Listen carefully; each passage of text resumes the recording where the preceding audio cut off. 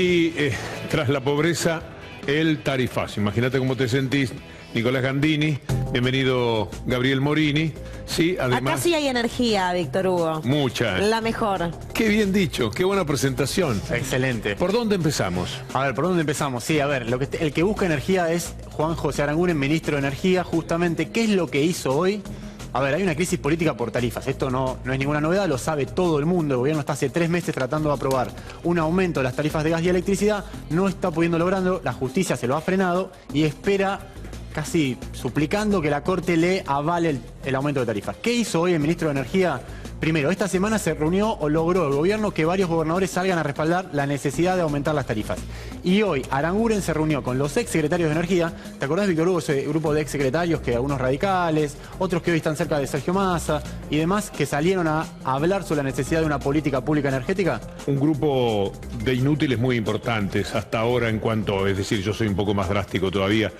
Pero vos sabés muy bien que nada hicieron en positivo. Es decir, algunos para sentarse en ciertos estudios de televisión dicen que fueron ministros de Energía y estuvieron 10 días, una cosa por el estilo. Pero sacan chapa para poder candidatearse permanentemente en los medios de comunicación. Es cierto, tienen perfiles muy disímiles. Emilio Apud es la persona que vos decís, estuvo 7 días a cargo de la Secretaría. Bueno, lo cierto es que Aranguren, que es una persona no del todo propensa a dejarse rodear por asesores y demás, convocó a este grupo de 7 exsecretarios hoy y creó un consejo asesor en materia de energía para generar una política pública de esa área.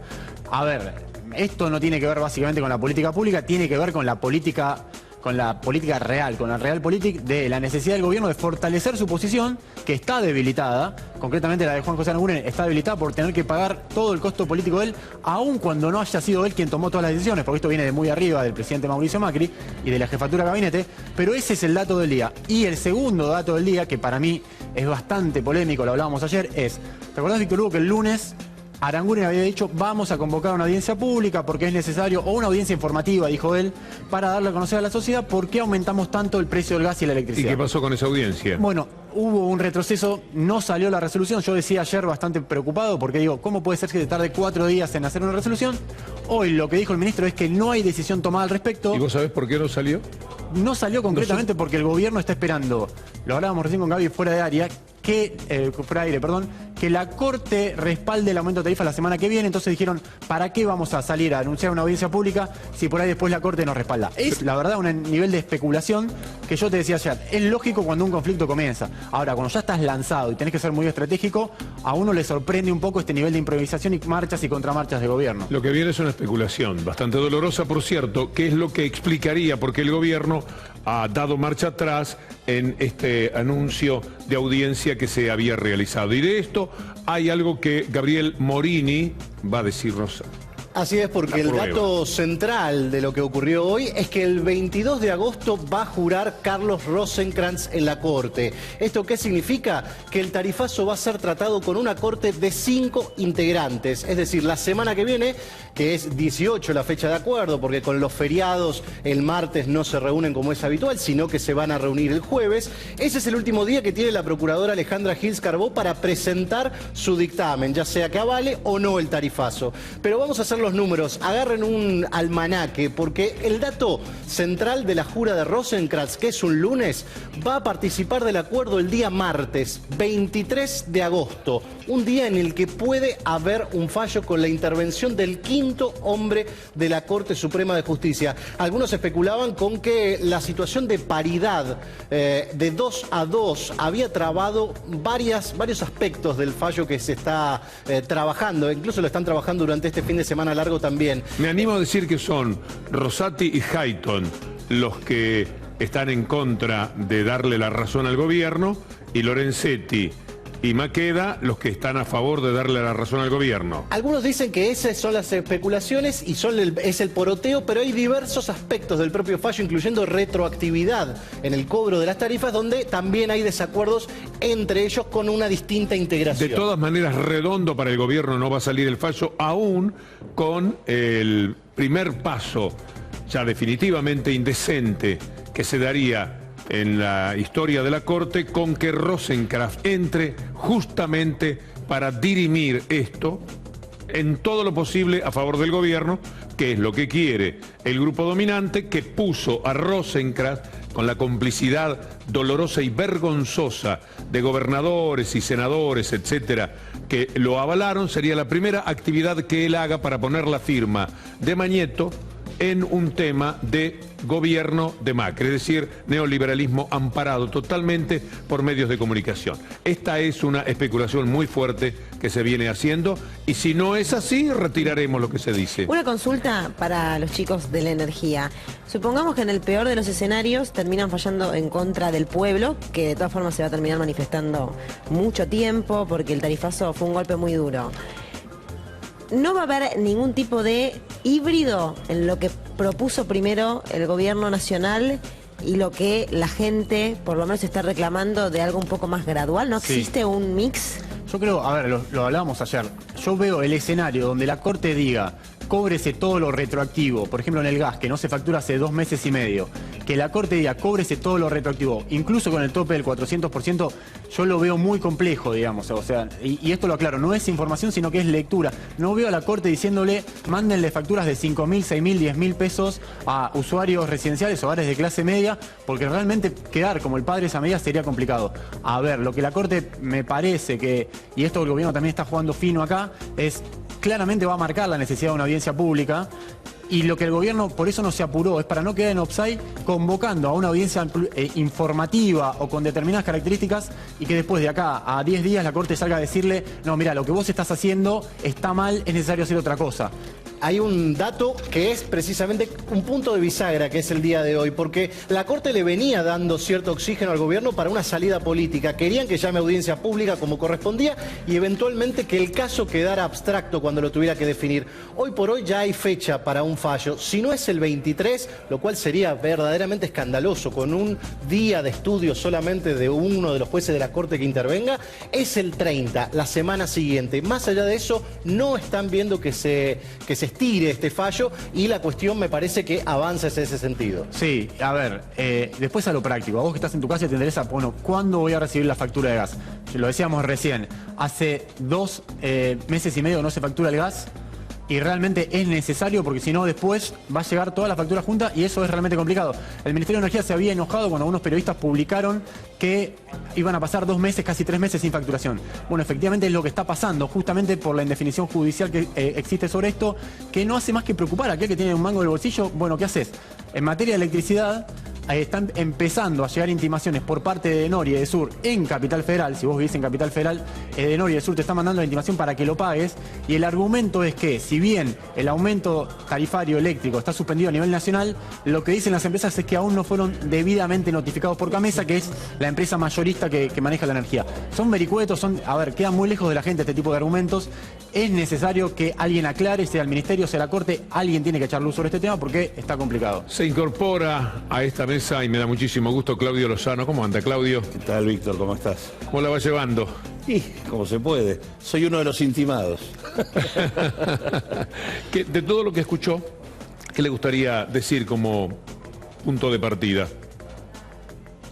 Como punto de partida, que ojalá que la Corte haga gala de autonomía del Poder Judicial, cosa que no necesariamente siempre existe, y que efectivamente tome una decisión razonable. La decisión razonable es parar esto, obligar a una audiencia pública que discuta en serio la estructura de costos de las empresas y concretamente pensar en una estrategia en materia tarifaria que, en lugar de estar pensada para las petroleras, esté pensada tomando en cuenta lo que ocurre con la gente. Sí, porque la audiencia pública uno la piensa como una obligación jurídica, que al no cumplirla vino muy bien porque es lo que permite pensar que la Corte no puede avalar lo que hizo el gobierno. Ellos pero además tienen un argumento que es que toman en cuenta la audiencia pública del realizada 2004. Por el 2004, lo cual es un disparate, pero... Que terminó mal, además, ¿se acuerda que claro, esa audiencia usted debe haber andado por ahí? Exactamente, ni más ni menos.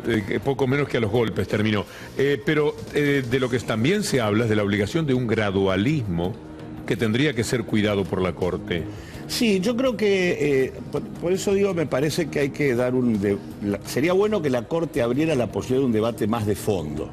Porque la discusión acá, por lo menos desde nuestro punto de vista, no es solamente que esto es un aumento brutal y que debiera ser gradual, sino que hay un problema de enfoque que me parece que es más importante todavía. Acá hay una cierta situación donde pareciera que las empresas lo único que han venido cobrando hasta aquí han sido tarifas reducidas. Acuerdo, mucho más que Lo eso. cual no es cierto. El denominado subsidio es algo que cobraban las empresas. Los ingresos de las empresas eran las tarifas y los subsidios. Consecuentemente, la discusión que hay que hacer es qué pasó con lo que las empresas hicieron con ese dinero. Y hay que colocar la discusión que tiene que ver con la situación de problema energético de la Argentina en el tema de las inversiones. El enfoque puesto del lado de las inversiones permite una discusión distinta. A mí me parece que no solo pasa la cuestión por una cuestión de orden gradual, sino que también tiene que ver con qué estamos pagando. Y en este sentido hay por lo menos dos grandes cosas que me parece que están por detrás de la discusión energética y que no aparecen, en general incluso son excluidas del debate de las audiencias públicas, que es el precio del barril del petróleo y es el precio del gas en boca de pozo. Nicolás. Estas cuestiones me parece que son claves. Sí, sobre el tema del precio del barril de petróleo, seguramente la semana que viene va a haber alguna novedad. Hoy, en este momento, está habiendo una reunión del Ministerio de Energía, lo hablábamos ayer. El Ministerio, concretamente el gobierno, lo que quiere es definitivamente planchar el precio de los combustibles, que no haya más aumento de la nafta y el gasol hasta fin de año, obviamente obligado por esta coyuntura política que no tiene margen para aumentar esto. Te quería hacer una pregunta, Claudio, porque cuando uno le va con ese argumento a las empresas distribuidoras, sobre todo de electricidad, en el norte dice, che, pero pará, vos decís que yo recibí subsidios, pero en este trimestre perdí 1.150 millones de pesos, algo parecido periodo de Sur. ¿Cuál es el argumento, digamos? Porque eso es lo que te dicen ellos, te tiran con el balance y te dicen, no, bueno, yo estoy perdiendo plata, no es que los subsidios me alcanzan para cubrir mis costos. Ahora, Claro. en este trimestre, Claro. en donde les están interrumpiendo el subsidio. Pero si vos vas para atrás, ellos también percibieron. Y aparte también está la discusión de cómo se distribuyó el subsidio. Claro. ¿Quiénes terminaron percibiéndolo dentro de la cadena energética? No es lo, digamos, por eso es que es importante ir hacia atrás y ubicar. Si yo tengo un barril de petróleo que lo estoy pagando alrededor de 70, 75 dólares en el mercado interno, a pesar que está en 40, 45 dólares en el mundo, y el costo de producción del barril en la Argentina es de 14 dólares, bueno, ahí hay una discusión que hacer respecto a las ganancias de las petroleras que, por otra parte, no invierten en relación a la tasa de ganancia extraordinaria que les está reconociendo. Segundo punto, si yo tengo el millón de BTU en materia de gas en 7,5 dólares y el promedio, a nivel internacional está en 2,8 y el costo local es de 1,9, también tengo el mismo tema. Y el 97-98% de la energía en la Argentina se realiza sobre la base de petróleo y gas. Consecuentemente, ese es el debate de fondo. Nosotros tenemos un problema acá que es resultado del proceso privatizador que no ha sido replanteado, que es el papel de las petroleras privadas, las ganancias extraordinarias que han obtenido, que no han invertido en consecuencia, y al mismo tiempo el tema de la fragmentación del sector, que este es otro tema. Gas del Estado era una empresa integrada. Hoy hay 8 empresas que hacen lo que hacía Gas del Estado. Cada una de esas empresas es una caja y una necesidad de rentabilidad. Hay una cascada de rentabilidades que encarece de manera innecesaria el servicio. El debate sobre la integración del sector y sobre el papel de las petroleras privadas es absolutamente esencial para dar esta discusión. Evidentemente, Mauricio Macri no hace foco en todo lo que usted está diciendo y su punto de partida va desde otro lugar. Pero más allá de esto, que es interesante conocer bien lo que está sucediendo, por qué se llega a este lugar, no solamente por el uso excesivo de la gente en su casa, por ejemplo, de la electricidad, sino que la respuesta está en el gas, como usted explicaba. O sea, la gente, ¿qué tiene que hacer? ¿Tiene que pagar la factura? ¿Cómo se interpreta el análisis de Sur y de Edenor con la ahí aparece intimación? lo que Pronunció, no pagó. Acá viene el tema. La verdad, yo consideraba que, dada la definición judicial, no tenía que Yo pagar. no pagué, pero digo, ahora... A mí me llega la intimación de que tengo que pagar. ¿Allá le llegó la intimación? Sí, con la argumentación Totalmente. que acaban de mencionar. Lo que digo es, formalmente, la verdad, si está suspendido el aumento, no debiera pagarse. Es más, el gobierno debería estar diciendo, porque aparte el propio gobierno dijo Lo que dijo que el no había que gobierno. pagar, Lo dijo que no era Marcos necesario Peña. pagar, pero digo, debería decir también que en caso de que no se pague, va a cubrir con el subsidio lo que tenga que cubrir. Porque efectivamente la discusión que plantean las empresas es, no tengo el aumento, no tengo el subsidio, ¿qué tengo? Es razonable que el gobierno aclare la situación. Totalmente, y me sumo a lo que decía Claudio recién. Acá hay un debate de fondo que es justamente cuál es el precio del gas y cuál debe ser el precio del crudo en la Argentina para que la Argentina recupere el autoabastecimiento y la soberanía energética. Porque es cierto lo que decía Claudio recién, acá hay dudas sobre cuál es el precio de repago de una inversión en un yacimiento de gas. Porque, ¿qué es lo que te dicen las empresas privadas y también buena parte del Estado? Que es que si vos tenés, por ejemplo, Claudio hablaba del precio del gas, que la unidad de medida, para que lo entiendas del otro lado de la casa, es 1.000.000 de BTU. Lo que te dicen las empresas es que vos con menos de $5 por millón de BTU no podés desarrollar Vaca Muerta, digamos. Vaca Muerta es este yacimiento enorme, no convencional, que obviamente es más caro, la tecnología es mucho más costosa de conseguir, el rendimiento también es menor. Entonces, acá sí hace falta una discusión realmente de un arco enorme de técnicos, políticos y demás, para discutir hacia dónde quiere ir la Argentina, porque si vos decís, un yacimiento como si vos vivís en Neuquén, Loma Campana, por ejemplo, vos lo repagás con $2 por millón de BTU, un pozo que perforás en Neuquén. Ahora, el mismo Neuquén, vos vas a Vaca Muerta, que es un yacimiento no convencional, y la verdad es que no lo pagás con $2. O sea, vos no pagás la inversión con $2. Le pasó esto a la propia YPF, que está controlada por el Estado. El gobierno anterior jugó muy fuerte esa carta, abrió los costos y efectivamente no lo repagabas con ese número. Por eso yo me sumo a lo que dice Claudio acá. En una audiencia pública por esto se podría echar luz sobre este punto que es clave, digamos. Claudio, una pregunta sobre este tema. ¿El gobierno está presionando a la Corte, ofreciéndole a Hayton de Nolasco si quiere quedarse 5 años más en la Corte, que va a ampliar su pliego al Senado, haciendo jurar a Rosenkrantz antes de lo previsto? ¿Hay una intención del gobierno de presionar a la Corte? La verdad es que no es que yo tenga datos, pero me imagino que el gobierno tiene un objetivo. Me parece que en el tema de las tarifas, como en otros, se está notando que la energía social existente en la sociedad argentina le ha puesto límites a la estrategia del ajuste de manera manifiesta.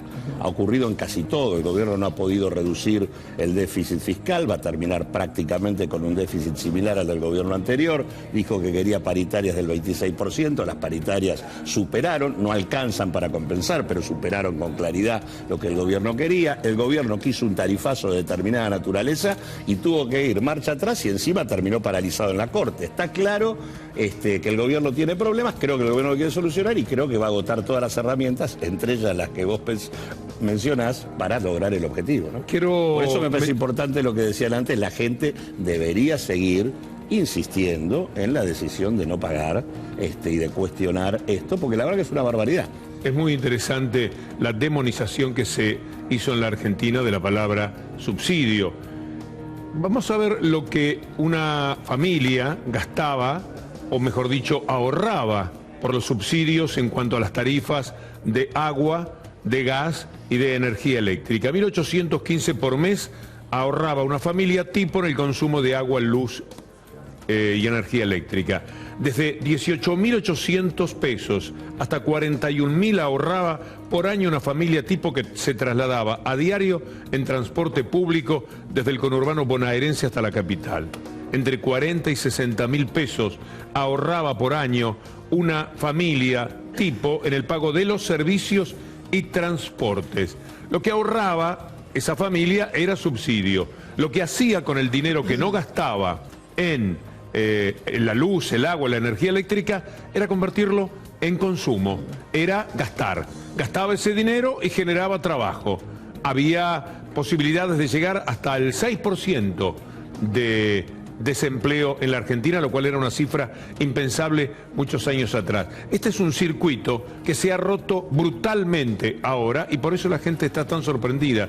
Nunca pensó que tenía tanto dinero en su bolsillo como un salario extra y que ahora se lo podían quitar. Bueno, es lo que también está en parte como explicación de lo que ha ocurrido. No quiero dejar pasar el punto que mencionó respecto al tema de los yacimientos no convencionales, que efectivamente son yacimientos que efectivamente tienen costos mucho más elevados.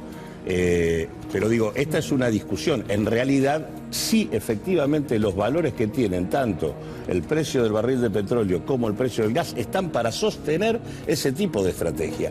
Pero la verdad que la Argentina debería dar una discusión más seria sobre si ese es el rumbo que en materia energética debiéramos seguir. Ahí hay problemas ambientales muy serios y la verdad que también habría que discutir si la Argentina tiene que ser exportadora de hidrocarburos no convencionales o si nosotros tenemos que replantear la matriz energética de otra manera.